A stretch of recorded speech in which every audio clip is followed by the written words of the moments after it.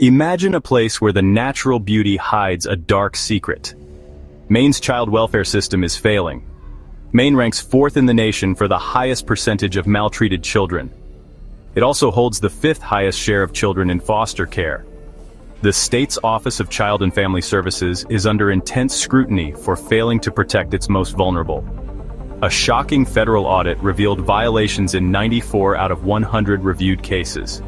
Child fatalities under DHHS oversight have quadrupled from 7 in 2007 to 28 in 2022. This includes causes like unsafe sleep and even murder. Despite a $250,000 audit, systemic failures persist, including poor training and unmanageable caseloads. The government's response has been criticized as too little, too late. Our children deserve better. Join us as we uncover the truth behind Maine's crumbling child protective services. Subscribe to Maine Matters and make a difference.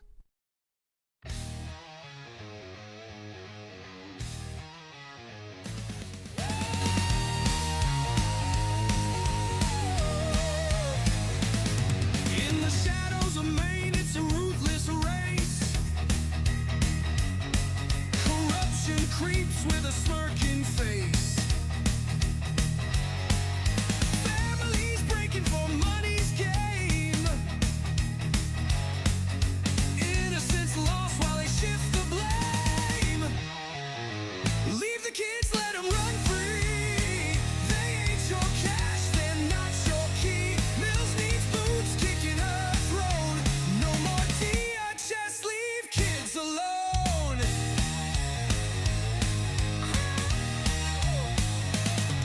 Behind closed doors, deals are made.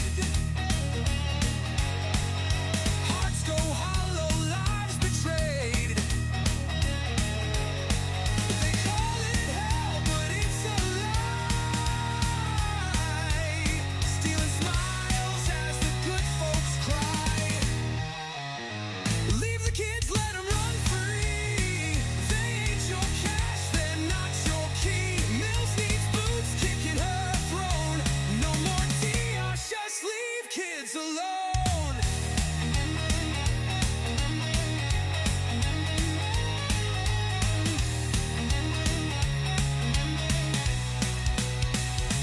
I'm the wind that howls through the trees. CPS, Punisher calling out the thieves. They play God, but the game's all wrong. I'll rip their lies with the steel spun song. Families do nothing, they sleep on nails. While greed sails high on corrupted sails. Knock down the tower, brick by brick. Truth's my weapon, no magic trick.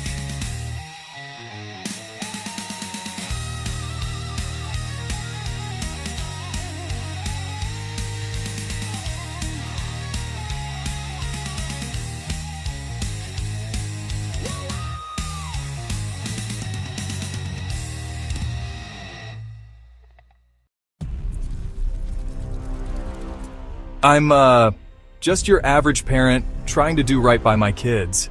Never thought I'd have to, deal with something like this. It was a regular Tuesday afternoon. The kids' toys were scattered everywhere. Then there was a knock at the door. My heart sank when I saw who it was. Hello, I'm from Child Protective Services. We've received a report and need to inspect your home. I didn't know what to do. They wanted to come in, look around, talk to my kids. My hands were shaking. I felt like I was doing something wrong even though I knew I wasn't. But then, I remembered something I'd read online about knowing your rights. I took a deep breath and said, "I'm sorry, but unless you have a warrant, I can't let you in." The CPS worker looked surprised. They weren't used to parents knowing their rights. It wasn't easy, but I stood my ground. I protected my family's privacy that day. Remember, when CPS knocks, know your rights. It can make all the difference.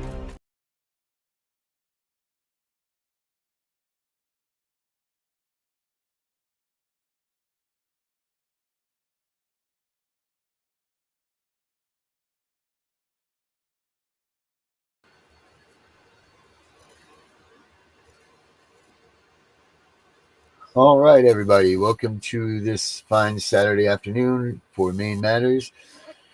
I am your host, the CPS Punisher, and as usual, we have the chats over here on the right. This little beachy area above our head is going to go away, and we're going to talk about some what's going on here in Maine. Once I can close this off here, I can't see the little damn things zooming in and out. Once we're going to talk about a little bit of Maine. You know, they say Maine is a place of quiet beauty, of resilience etched into the rocky coastline and whispered in the pines. And it is. I've seen it. I've felt it. But beneath the serene surface, sometimes the quiet can be defeating, especially when it's the silence of children who are supposed to be safe but aren't.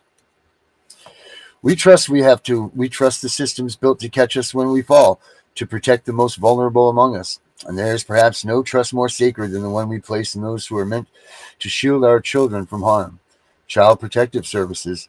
The very name carries a weight of responsibility, a promise of safety, except for it's also called the Division of Family Services. But what happens what happens when that promise is broken? What happens when the hand meant to lift a child up instead pushes them down? What happens when the system designed to protect becomes a source of fear, of injustice, of profound and lasting damage?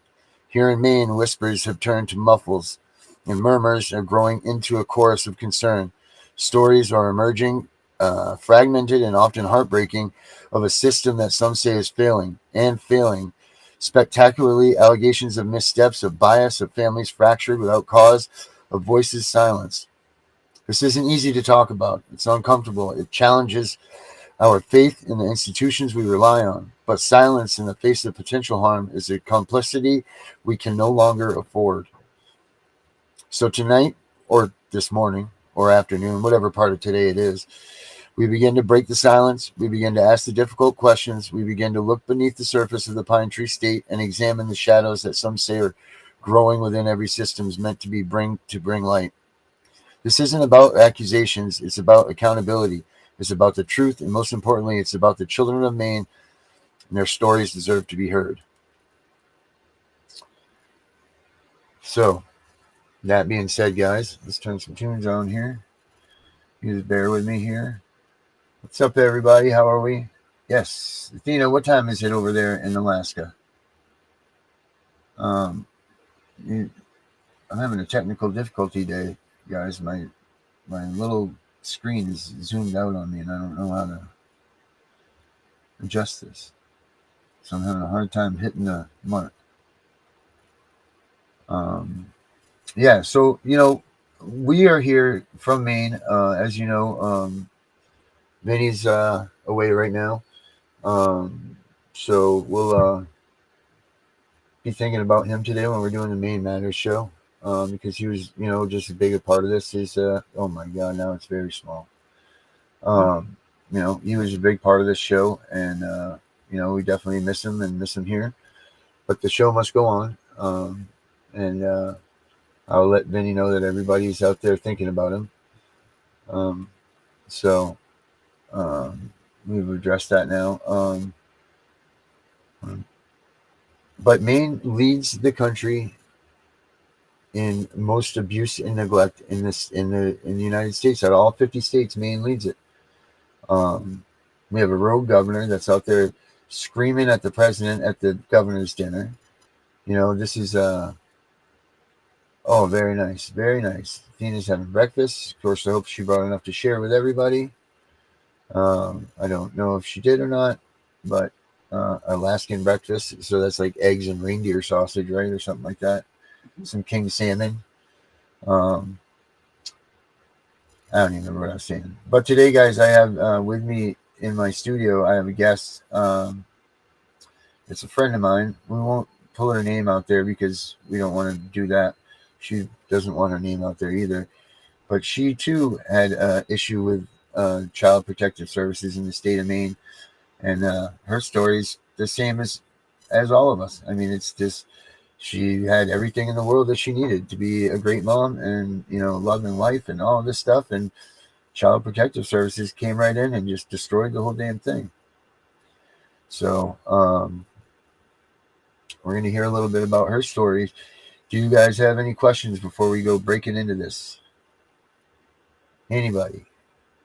Throw them up on the chat if you guys got them, and then we'll. Oh, very nice, Dina. Probably parked on some sort of nice fjord or something, some glacier that was just blowing up or falling away. Oh, Alaska's gorgeous. If you ever get a chance to go, you guys got to go. All right, I'm not seeing any questions, so I don't know. Do you want to go on the camera, or do you want to just talk? And because they can hear you. All right, I'll Finally. speak. All right. I'm pretty positive that they can just hear you. Yeah. If you guys can't hear her, then just let me know. But you should be able to, because this mic's pretty darn good. But let's just make sure no one has any questions, and then we'll hit it. Hey, were you guys able to catch the past 2 nights of CPS Victims Hunting Justice? There was a great speech that we put on there. You have to catch this lady's name. I've seen it a couple of times, so I just don't write it down, and I've got to catch it with my brain to remember it. But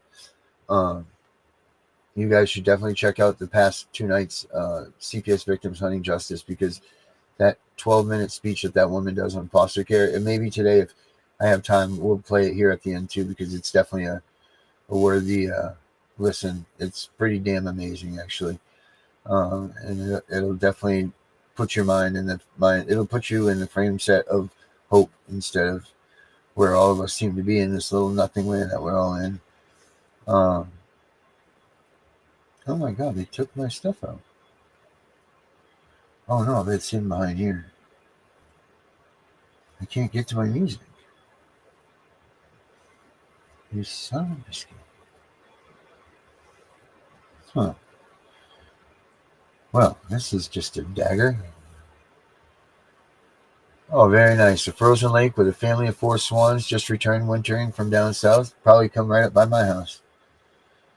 Well, I don't know what we do about that, but we'll go to Epic. We'll try Epic. See how that works. I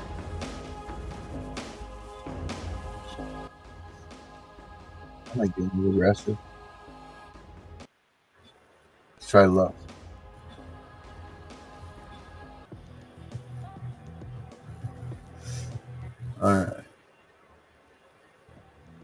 All right, everybody. Well, this is my friend, we'll call her MW. Yeah, I don't think that this is going to work. Oh, there we go. I don't know where my atmosphere music is. I have no idea where my music is here. Wow, this sucks.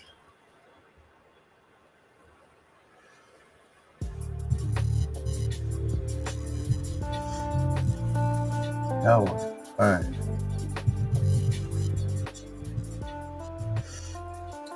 All right, guys. So we're here with my friend MW, and she too is from Maine, and she was a mother with a boy and a girl, right? Yep. All right. The green light came on, so that means that we can hear you. So perfect. And how old were your children's? At the time that they were taken, they were 9 and 10. 9 and 10. 9 and 10 years old. That CPS is. Did you ever have a problem with CPS? Like up to this point, you were just kind of skating through life, right? Doing your thing, and Yeah, we had been doing pretty good. We had just moved up here to purchase a house in Maine, and we had, I don't know, probably been in our house for about 9 months at the time that everything started. you were actually fostering another child, were you not? Before this? Yes. When I lived in New Hampshire, I used to drive a taxi, and a young woman that was, she was really bad into using drugs, and she used to leave her child with me. And she ended up leaving her son with me and going down to Florida. She was selling herself, and she left her child with me, and I found out that the state was involved in looking for her, and that was my first experience with CPS. So you finished the state ended up taking, or the father took the foster kid from you, right? Is Yeah, that what happened? I signed the rights back over to him. So that was like a good reunification story, right? Yes. All right, cool. So then, but how does CPS come along? So CPS came involved in our lives because I had problems with drugs when I was younger, Mm-hmm. and I had just had like 11 years of sobriety, and I came off methadone and it didn't go well, and I had relapsed and was using again, not constant, but I had a couple slips, and so I shared it with my significant other, and he thought, I don't know, he thought by calling the authorities that like, or calling Berwick PD, that they would help me or put me in treatment, and he didn't know what to do because he had no experience with anything like this. So like he reached out for help, and we got exactly the opposite of that. So Which is what happens to everybody. You know how many stories we have that people call out to get help, and then CPS comes and they take their kids, they arrest the parents, they separate the parents, they do all kinds of things, and that's like a standard CPS thing. Like, how is it that an organization that gets money for supporting other people to help them to get through their issues so that they can be a promising family, call for help, and then here they come and they do it under the threats of, let me guess, removing your child, right? correct. So what happens after they come? Berwick PD comes over. What happens after the initial phone call, and who comes and does what? So in the beginning, they had convinced him to like almost turn against me and told him to get a protection order against me.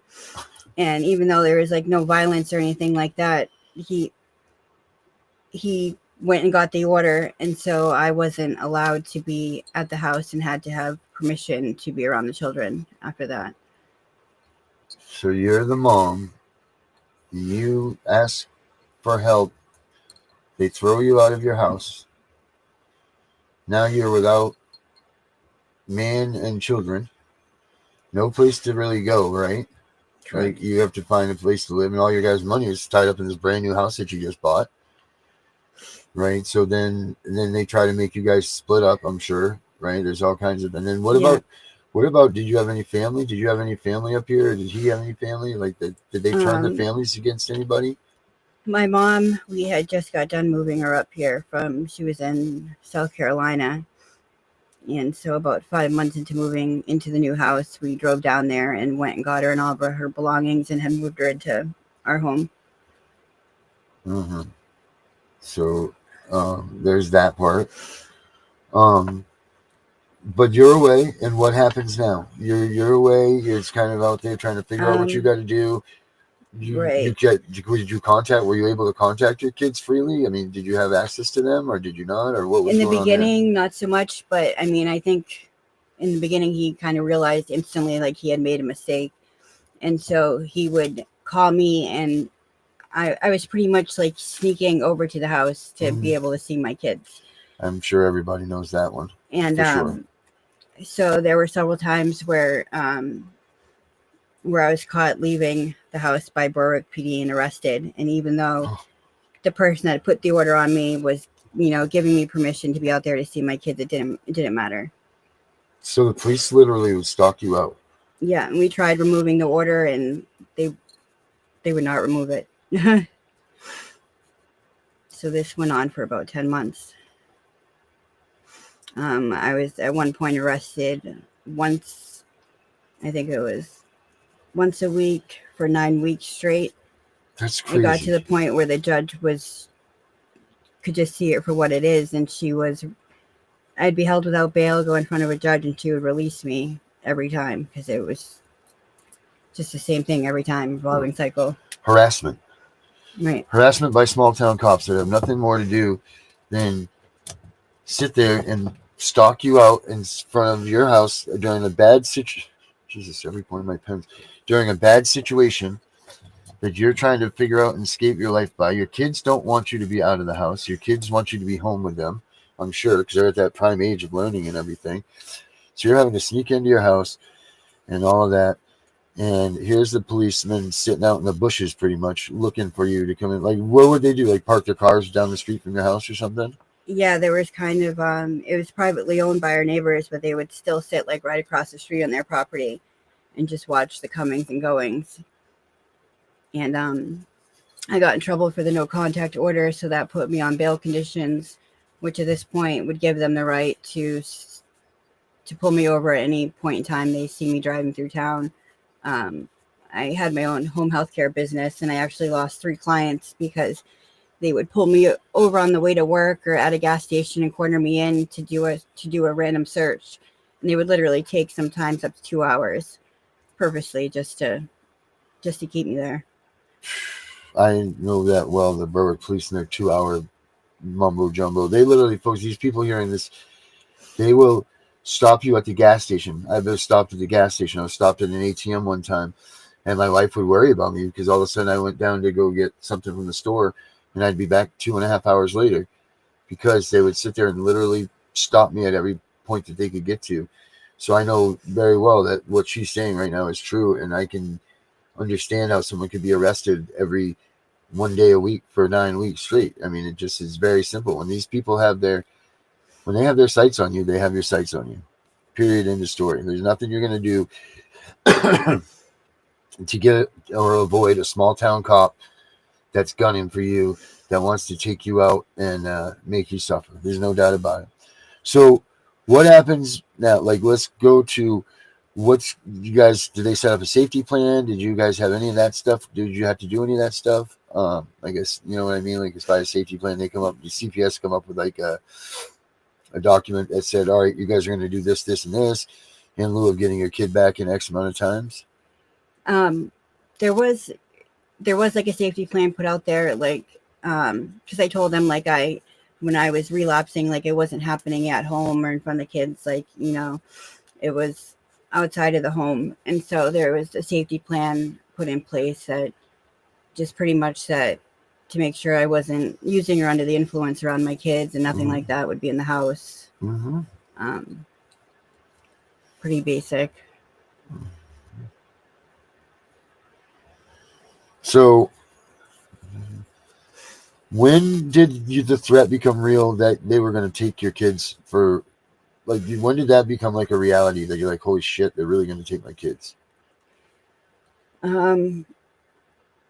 Well, my mom lived in the house there with us, and they had started speaking to my mom about alternative solutions where if we weren't allowed to keep the children, if they could be placed with her. And so right then and there, I don't know. I had a bad upbringing with my mom, and I just know, like, she has a lot of mental health issues that she doesn't deal with. And I kind of just felt like, I just kind of feel like this has to be a real thing for them to even be considering doing this or speaking to her regarding it. So they come in and then they start talking to your mom, and then what are they going to do with the dad? Because he's going to have to leave the house now too, or what's going on there with that? They were going to be allowed to, like, stay in the house, and then I would have to have supervised visits by either my mother or him while in the household, because the no contact was still in order. Correct. So he could stay. All right. So this goes on for a little while, and then what happens? What changes everything? What makes everything go south? So it was during one of my last arrests, again for the no contact order, because I was once again found out at the house with my kids. And well, I was it was like a holiday weekend, so I was stuck there for, I think, 7 days up until I could see a judge. And my mom had delivered me paperwork for emergency guardianship while I was in the jail, asking to take guardianship, and I think it was good for up to 6 months. Okay, yep. That's typically what they're... Because at this point, I was looking to go into treatment, so they figured it'd be 1 to 6 months. So Yeah, I think that's the standard of those is 6 months, even if it's in the criminal aspect. But all right, so and then Um, so at this point in time, my mom, I mean, I signed the paperwork. Here I am sitting in jail. I felt like I wasn't in a position to fight or do otherwise, and I figured at least I'll be with family, you know. And I knew it would put my mom under a lot of stress, but at the time, I'm just thinking, I'm going to go into treatment. It's not a long period of time, you know. I'll still be involved, you know. She had the house, there was plenty of food, she had everything she needed, so I signed over my rights to her. But was that enough to keep them? Like, was that a legal document? Was that enough to keep CPS backing off? Did it keep them away from you for a little while, or how does that work? I mean, I hear a lot of people talk about doing that, but I don't know very many who have. Yeah, so, there like, was no how did that work? word, and they didn't say anything about like the case closing or anything. So at that point, I still figured that they would be involved. So even though you changed the guardianship, they still kept their necks in there. Yeah.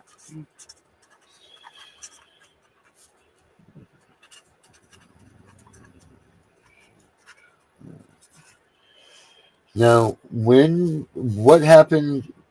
How long did this go on that they went with your mother? And are you still in jail at this time now? Or where No, are you now? I was released from jail, and at this point in time, I think I had been out for about 2 weeks, and I was trying to get into a couple detoxes, and then from there go into at least a 20-day program. And my mom, I found it. Well, I didn't find out the day of, but she had called the state and said that she couldn't handle all the responsibility of the kids, and because my significant other at the time, he's, you know, he owned his own construction business, so he's working 6 to maybe 7 days a week, and he's not there most of the time. My mom said she couldn't handle the responsibility. It was too much. And you knew this was going to come, right? Like, you had a sneaking suspicion that this was going to be an outcome from your mother? Yeah, because she's always, and just from my upbringing, she's very manic. So it's like 1 minute she's very high up and all about it, and then the next minute she can't handle it. So yeah, it's just such an awful thing, you know. Like, it's just because people can't help it either, you know. Like, they can't. It's a real thing, you know. Yeah. And it's so hard. So they give away the kids, they give away your children to, or your mother gives away the guardianship, right? The worst part there is I was actually at a supervised visit, and CPS, I didn't know this at the time, but at the end of the visit, CPS was picking up my kids and removing them, and so nobody said a word to me and let me have my visit, and I left there. God. And about 10 minutes after, they were picked up. Holy shit. Wow. Did they come with police? Nope. No? Nope. Because it had all been, you know, my mom had talked to them, and they figured I wasn't going to be in the household. But it's important to know that Dave isn't the biological father of either of my children, that we had just been together for a good part of their childhood. But he is not the father of my children. So now they're in the system. Where do they go? My daughter, right away, I said she's going to end up in a hospital. My daughter has a lot of behavioral problems, and the state was quick to try to say that, you know, oh, she has these issues because of a broken home, or no, she had a lot of she had brain swelling at birth. She was cut off from oxygen. They still don't know what caused it, and so a lot of times they just think developmental, but she had a lot of behavioral problems from as little as I can remember. From she had problems in just about every daycare to. So I ended up putting her in a private school where there was just 2 to 3 kids in a classroom, and we had just marked like a 1 year point where she had no behavioral problems and she had been doing great. But it just took like a very strict schedule, and it took me years to get into a program that worked for Routine her. and- yeah. So when they removed her out of the home, she couldn't handle it, and they put her in a children's hospital, Ugh. which was supposed to be short term. And And how old was she at this time now? she's 10, and they left her there she was there for over a year. At the children's hospital? Yeah. Yep. COVID hit, and they kept claiming that they didn't have anywhere to place her, and that they felt she would only do good in another home where there was no other foster children, and that there was a couple that could just give their undevoted attention to her. And they said that they didn't have anything like that available in the state. Nothing like that. In the Yeah. Pine Tree State, there's no resources like that to help you. Wow. Now, what about your son? Now, where was he when this was all going on? So he ended up in a couple different homes right Just away, bouncing around just from bouncing foster homes? around. And at this point, I'm like COVID's hitting, and so I'm just able to do. I remember like COVID had just started, and I had contacted the state worker because I was going to try to make it up to go see my daughter in the hospital, which was about 6 hours north. It was way up north there. And so I was asking them for help with like resources. I'm like, because I figured I'd have to stay up there for the night. It was a long drive. And they told me that we don't assist with that sort of thing. And so then it was like 3 days later that they put the bans on everything from, visits to being able to see the kids. And so at this time I'm just doing video visits with both of my children until my son, he went into a home, and I have tons of friends that are, gay or bisexual. None of that bothers me, but they had put them in a home with a gay couple. It was, they lived in just an hour north of here. And as soon as my son went there, it was like they stopped all visits. My mom wasn't getting calls. I wasn't getting calls. And he had been there on like going into the second month, maybe halfway through the month, and he still wasn't registered in school either. And so I contacted the worker, and I said, I feel like something's going on in the home, that they're shutting him off from like everybody out, outside of the home. Like nobody's heard from him. And they pulled some emergency thing and like removed him out of that home within like 24 hours. And like, I just feel like I'll never know if anything happened. Like, Such a freaking awful feeling. So he goes from there to another home?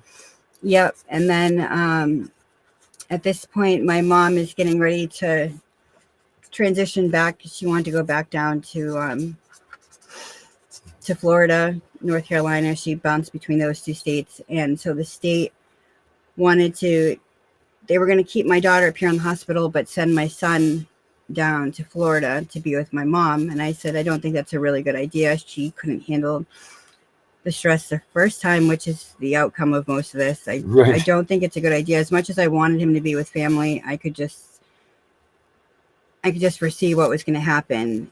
And he went out there for a couple months, and she said he was having some behavioral issues, which, how could you not?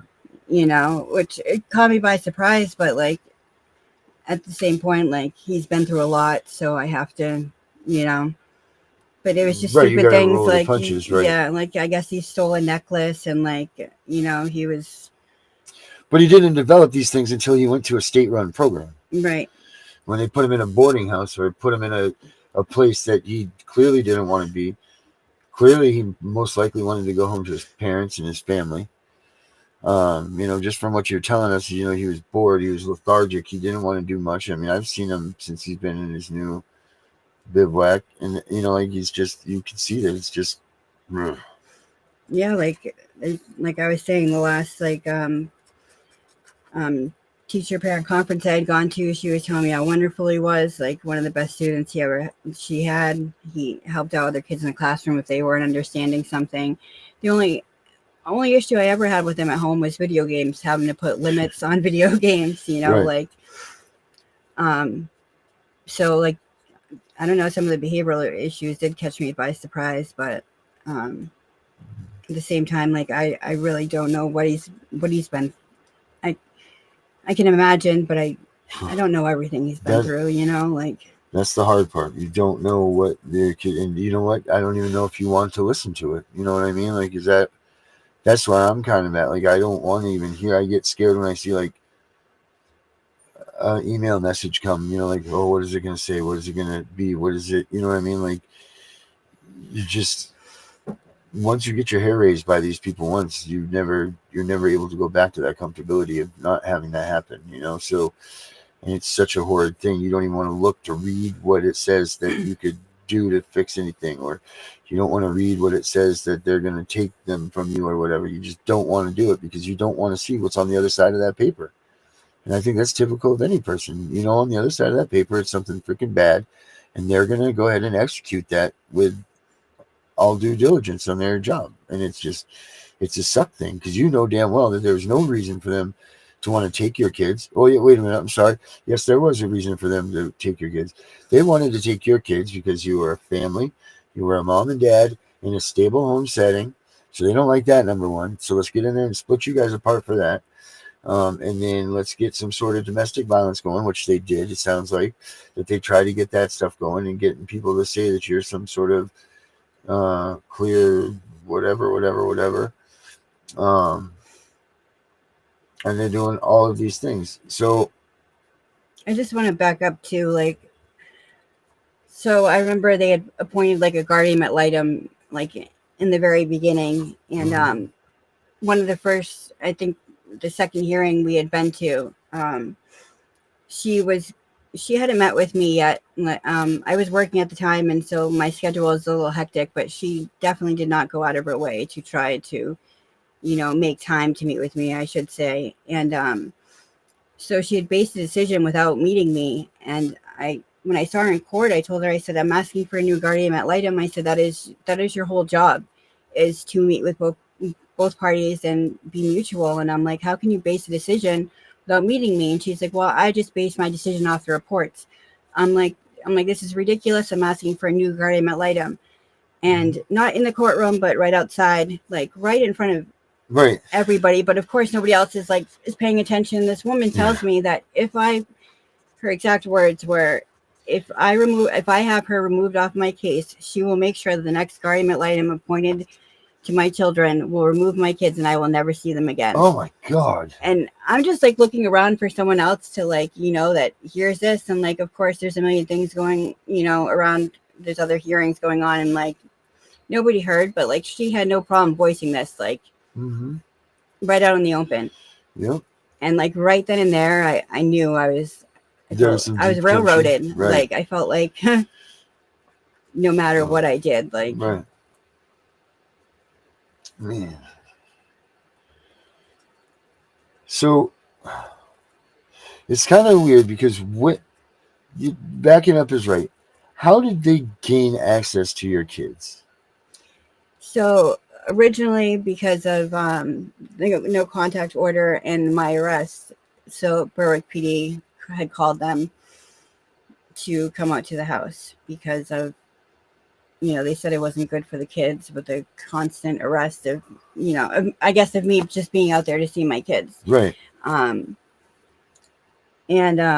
So they got the state involved, and at first when they came out, they did interviews with my kids, and they wanted to do them privately. And I said, the way my house was set up, I could sit where my kids couldn't see me, so they wouldn't know I was there, but I could listen in, and that's what I wanted to do. I didn't feel comfortable any other way. And the interviews went great.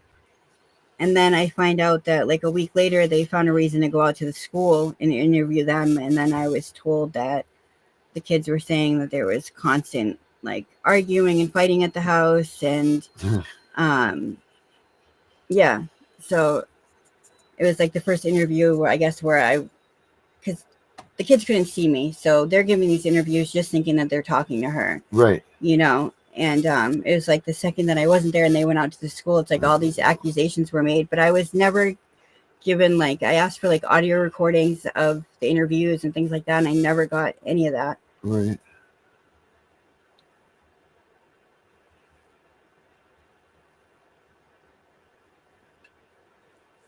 Yes. When do your kids realize that they're not going to be able to come home immediately? From what my daughter told me, it's like they were kind of just given like a 5-minute prep talk, like 5 minutes before they were removed. So they really had no idea.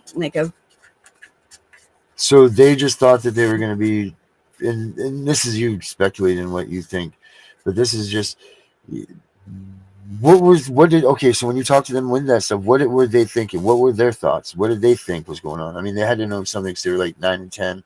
So to do a certain degree, they kind of knew something was up. But what was all of their comments? What was their thoughts and their thought process going on? Do you know? Just total confusion. And were they being told that you guys were the bad people, or was there stories surrounding what was going on there that you know of? Yeah, I mean, there have been a couple foster homes where they were at where I feel like they have done everything in their power to try to, get you out of there. Yeah. And I was sober during most of my, like, pretty much all their lives up to this point. I had just reached. And you said you were 11 years? Yeah. Jesus almighty. Yeah. When I first went out, I was pregnant. That was it, and I had stopped. Wow. And so, like, my children did have a good upbringing, and so, like, I feel like that's only the good thing to come out of this is like that my children weren't able to be turned against me, and like now that they're in homes where they're allowed to reach out to me, that they do. So it's more or less like the guilt. Yeah. I have. Right. That's the guilt that all of us parents have with this stuff. Because why weren't we able to protect our kids? Why do we let them come in and take these kids? You know, like why, what could we have done? What could we have done more? I mean, just certainly instead of commending you for being, sober for the 11 years and kicking your habit, they focus on the bullshit of your relapse, which you were open with. And, it's not like you hid it. You went and talked to your husband about it now, and then they seek help. And this is disgusting that they do this stuff to people that are in the system. Now, the Supreme Court has already said that using drugs is no reason to terminate your rights as a parent. It doesn't harbor you. You need to have some sort of a direct action that is involved with your kids. So, like, if just because you're using drugs doesn't mean that you're a bad parent. It doesn't hinder, there's got to be more to it than this. But with your story, there's no more to this. They just, because you volunteered that information, they took it, they ran with it, and they stole your children. Yeah, pretty much. I can't even think of like a time that we had put. It just seemed like my kids going back to me was like never in the picture. There was like, no plan put in place. It was just instantly, I received the paperwork, and I thought at least my kids are going to remain in the home with my mom. I need to get to treatment and get this straightened out, because I knew like long term she definitely could not handle it. Right. But you didn't think this would be long term for you either, right? No, definitely not. And no one does. When it was my situation, I thought that this was going to be a no-brainer. This is easy. How the hell can this even be real? There's nothing going on. Nothing happened. There was this kid is nothing but loved. We have 2 houses. We have everything's nice, just like you. Nice houses, nice things. You were a part of the damn committees in the school. Doing all of these things. Perfect parent, and then still somehow this corrupt piece of shit up here in the state of Maine find it a reason to come in and steal your freaking kids. It's just sickening. It's just absolutely sickening. They break you down, like you go from being a mom 24/7 to not having your kids, and it's like you don't know what to do. Yeah, that's it. You don't know what.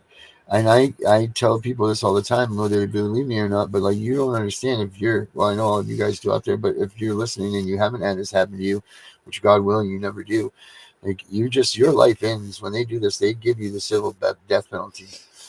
When they do this to you, they've just ruined you. Your will to live, your will to do anything more. Like, I'm sure at that point in time, you were gung ho moving forward with your life, wanting to be big, successful business. Like you live your life by what you plan around for your kids. And when they remove their kids from you, you have no more real purpose.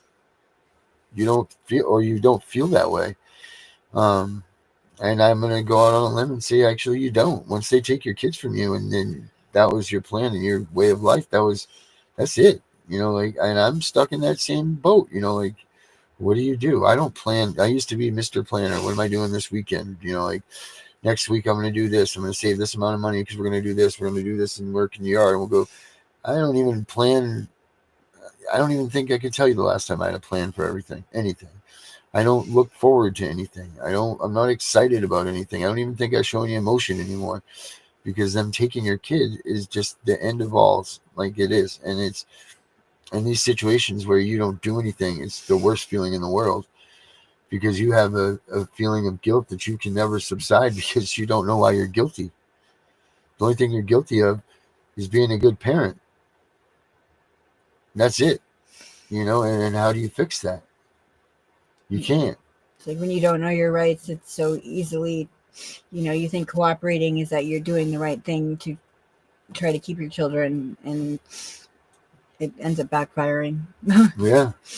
Doing the right thing with CPS seems more times than not that it's the wrong decision to make. And, had I not made a phone call in our situation, if I had not made this one phone call and told them the truth about something that happened, which they probably never found out about, our daughter would probably still be here with us. But because we decided to be honest about something, about a situation that was at hand,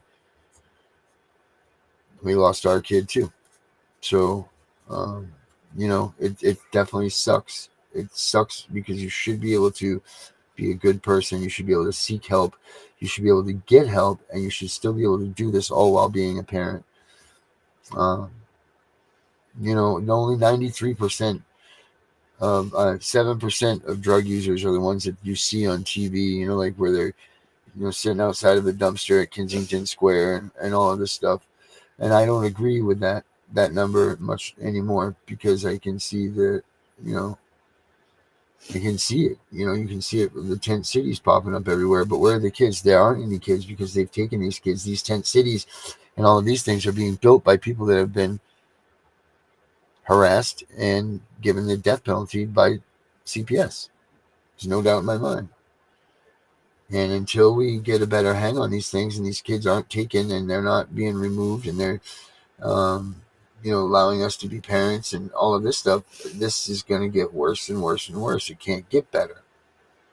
It can't, because there's nothing you can do to replace your child. If your child had passed away, at least you have a mourning process that you get to go through. You get to go through these stages of mourning, and I'm not saying that it's any easier or any of that, by no means. But there is a mourning process that you get to go through, the different emotions, the feelings, happy, sad, all of these things. With this, there's no, because your children are still out there somewhere, and every second of every day you're wondering, what are they thinking? What are they doing? What are they this? What are they that? Is they okay? Are they bleeding? Are they not? Are they eating right? Are they being treated well? And this just goes through your head at all times of every day. But your kids are how old now? So they're, my daughter's almost 16 and my son's 17. So you've only got, I say only got, but you got a year until your son comes of the age of 18. Yeah. And then he can try to, if he wants to, amends with you. What is your plan for that? Are you going to try to push for them to come be with you when they get to that age? Or are you going to just keep fighting the fight and see where this thing goes? Well, I'm in constant contact with my daughter, because she's at a home now that believes in that it's very important for the children to at least have the option to be able to speak with their parents. And so I talk to her frequently. I've had a couple of visits with her. And my son, who I haven't spoken a word to in almost 4 years, reached out to me a couple of days ago, reached out to a family member because he wanted to reach out and call me and make contact. So, And that was promising. That was good, bad. And yeah, what did that I feel like? mean, that was good. I feel like I have to, at this point, prepare myself for, my daughter. I don't know. She takes everything with a grain of salt. She's very strong. I feel like my son, I don't know, his baby took on a lot more. Like, and so I just have to prepare myself, whether he's angry or, He's going to be angry. I They're all wasn't going to there. be angry. I wasn't able to protect him the way I should have. So They're all gives their number one. Obviously, you're never going to be. None of us as parents are ever going to be the heroes in the situations. They're going to say whatever they got to say to the kids to make them adhere to their requests. They're going to be pissed, and we talk about this a lot. Is you got to let them just be angry. Don't get mad at them for that. yeah, no, I can. You can't never be. because wow, that hurts a lot. Thank you. Whew, that took my breath away. You can't let them. You're gonna have to let them, do their thing and be upset and just tell you that they, their side of it, and then once you guys can get through that, the healing stuff will start, and hopefully you're allotted that. I mean, hopefully that is in their plans. I mean, I would think that it would have to be in most of the foster kids or the people that we talk to. That is their. Come on, kitty. She's like hooked in your back. Yes, there we go. That is their part of their plans. Like the kids want to come home. They want to come home and see their parents. Hitler, you little bastard! I didn't even realize it was you. And it's just a matter of them coming home and them realizing that it's not your fault, and that day will come. But you just have to deal with the shit that goes in with it. Holy smokes. We've got to our time. Wow. Do any of you guys have any questions out there? I think you got everybody out there stumped, Meg. I've not seen this many few writings on the wall in a long time. Everybody just was intrigued by your story because we don't get to have these that often anymore. Right. The stories, especially ones like that are just like nothing is wrong. There's nothing that's there's nothing that happened that should have taken place, and that's the way they do it here in the state of Maine. People completely wrong, illegal, bastardized. I mean, they just suck. They really do. They just suck, and they have no care in the world to do that, huh, buddy? Yeah, it's definitely not about the kids. That's No. for sure. And that's it. The kids are the reason. Look, we're here on this earth to reproduce. That's our job when we're here. And for the state to be able to take away what God has given us the right to do and asked us to do is not right at all. And it's just, this has got to go away. This has got to stop. And we have innocent people in jail. We have kids that, the reports show that, and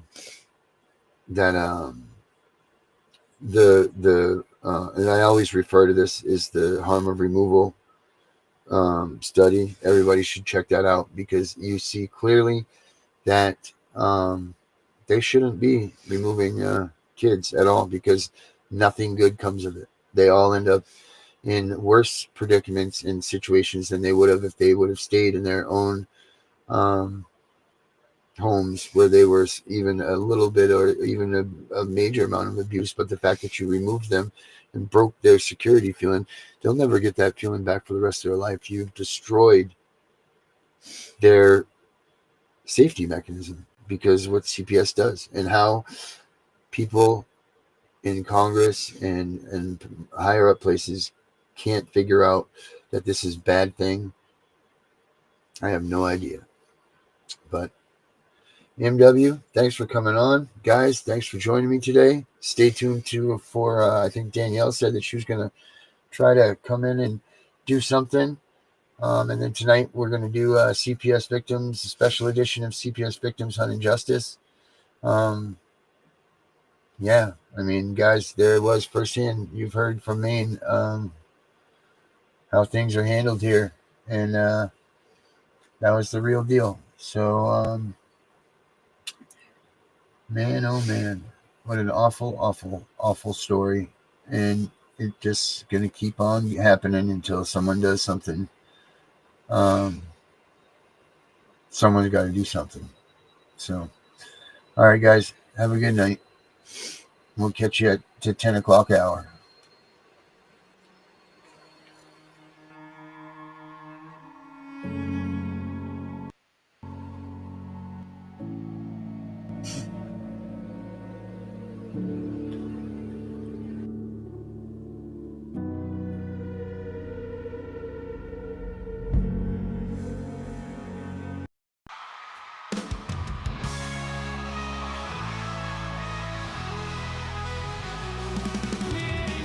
As I tell you a story, I'm sorry if it seems a bit boring, but these are stories of fathers whose lives are being destroyed way too early. It all started when I opened my mouth, complaining about a stupid mistake. I knew better than to have more to say. I did it anyway.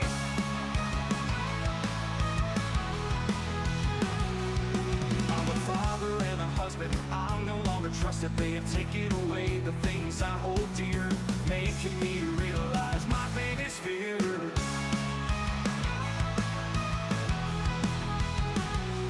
The foundation, it has crumbled. Now there is tears where there was muscles. So now I waste away, missing my daughter